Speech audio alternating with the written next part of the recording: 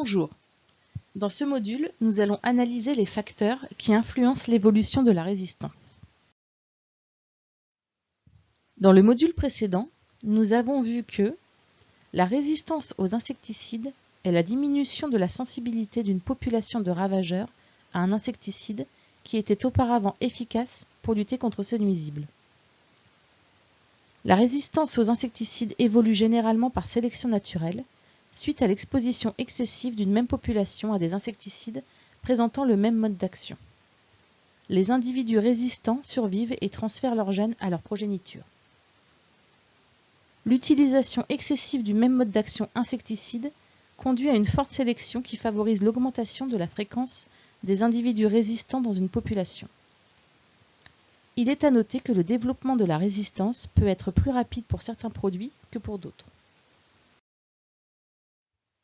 5 facteurs majeurs influencent la résistance aux insecticides. Le potentiel génétique. C'est la fréquence initiale des gènes de résistance dans la population d'insectes ravageurs avant l'exposition aux insecticides. La capacité de reproduction, aussi appelée fitness, de la population d'insectes résistants. C'est la capacité de ponte, c'est-à-dire capacité de produire des descendants croisés avec la fertilité, couplée au nombre de générations par année. La migration d'insectes, c'est-à-dire l'échange d'insectes résistants et sensibles entre différentes localisations. Le nombre et la fréquence des applications. C'est le nombre de générations consécutives d'insectes exposés au même mode d'action au cours d'une période donnée. Et enfin, le niveau de contrôle des insectes, soit le nombre d'insectes survivants à la suite d'une pulvérisation. Pour rappel, le sous-dosage favorise la survie des individus résistants. Dans ce module, nous allons approfondir chacun de ces facteurs. Premier facteur, le potentiel génétique.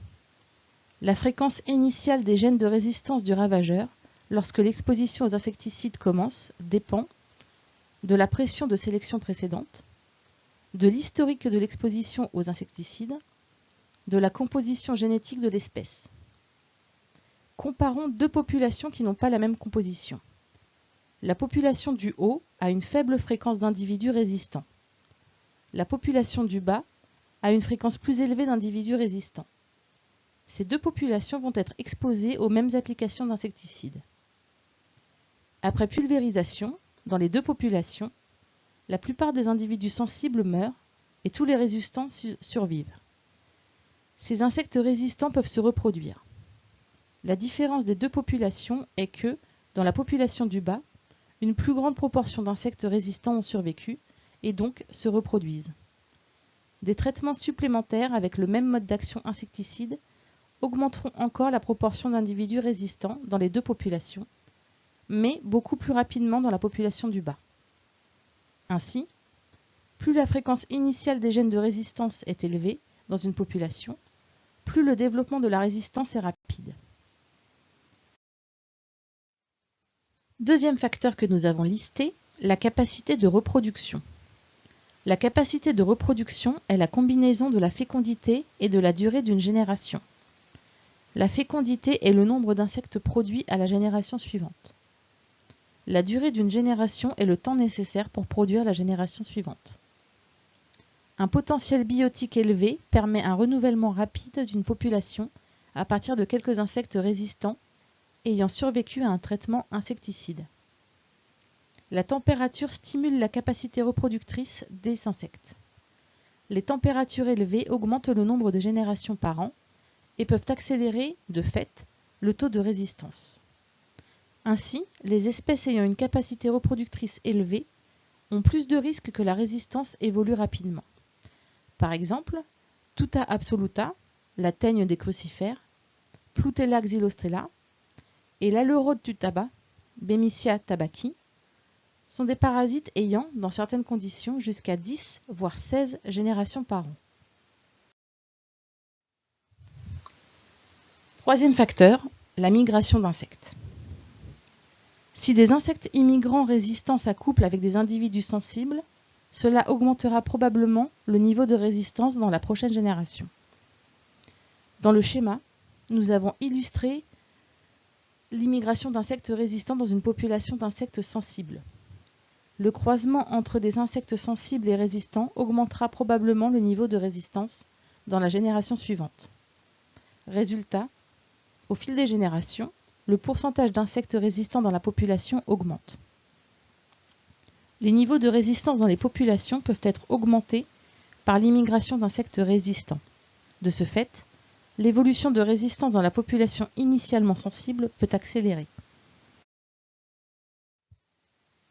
Si les insectes immigrants sensibles s'accouplent avec des individus résistants, cela réduira probablement le niveau de résistance dans la prochaine génération. Ainsi, le pourcentage d'insectes résistants dans la population diminue. Le croisement entre des insectes sensibles et résistants réduira probablement le niveau de résistance dans la génération suivante. Les niveaux de résistance dans les populations peuvent être réduits par l'immigration d'insectes sensibles. La population peut revenir à une population avec prédominance de ravageurs sensibles et ainsi être à nouveau contrôlée avec des traitements insecticides. Avant-dernier facteur, le nombre et la fréquence des applications d'insecticides. Comme nous l'avons vu dans le module précédent, lorsque des insecticides ayant le même mode d'action, ici noté MOA, sont utilisés à plusieurs reprises, en y exposant plusieurs générations consécutives d'insectes, les individus les moins sensibles survivent et la résistance peut s'installer. La résistance peut être évitée par l'alternance d'insecticides avec différents modes d'action. Le schéma que vous avez à l'écran vous l'illustre. Si une population est traitée avec le produit A ayant le mode d'action 1, les individus les moins sensibles à celui-ci survivent et se reproduisent.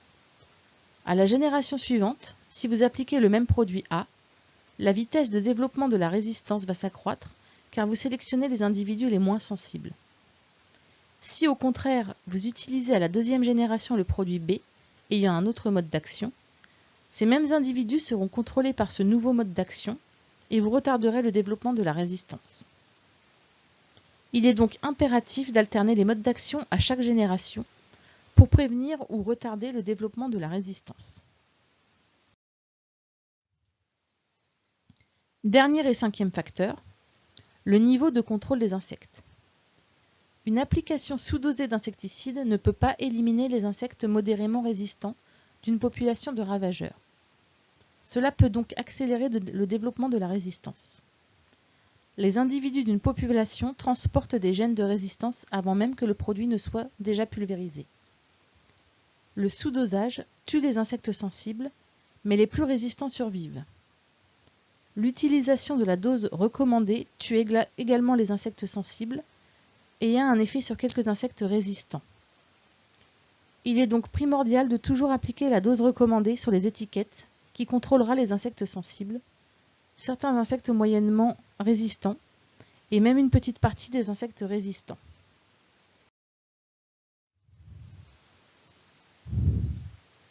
La solution pour prévenir ou retarder le développement de la résistance est dans les mains des agriculteurs.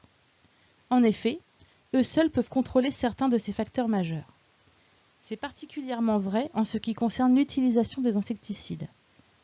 Les facteurs nombre et fréquence des applications, ainsi que niveau de contrôle des insectes, sont dépendants des pratiques. Il est impératif de réduire la dépendance à un mode d'action, de diminuer le nombre d'applications par cycle et par an, d'être vigilant à la qualité de la pulvérisation et au respect des doses. Pour aider les agriculteurs, les fabricants d'insecticides émettent des recommandations d'utilisation pour leurs produits. Celles-ci sont toujours indiquées sur les étiquettes. Lisez-les. Nous sommes arrivés au terme de ce module. Vous retiendrez que, lorsque le même mode d'action insecticide est utilisé de façon répétée, le niveau de résistance des insectes augmente au sein d'une population jusqu'à ce que l'agriculteur commence à observer une efficacité réduite des produits.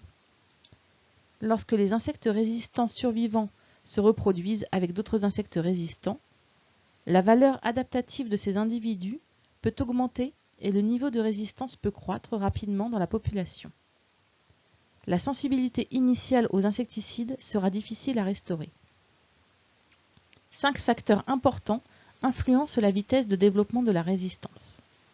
Le potentiel génétique de développement de la résistance, la capacité de reproduction, l'intensité d'utilisation des insecticides, la migration d'insectes, le niveau de contrôle des insectes. Il existe des facteurs sur lesquels les agriculteurs peuvent agir pour retarder le développement de la résistance. Consulter et suivre les recommandations de l'étiquette du produit, ne pas dépasser le nombre d'applications recommandées, respecter les doses d'utilisation recommandées, ne pas sous-doser, alterner les modes d'action.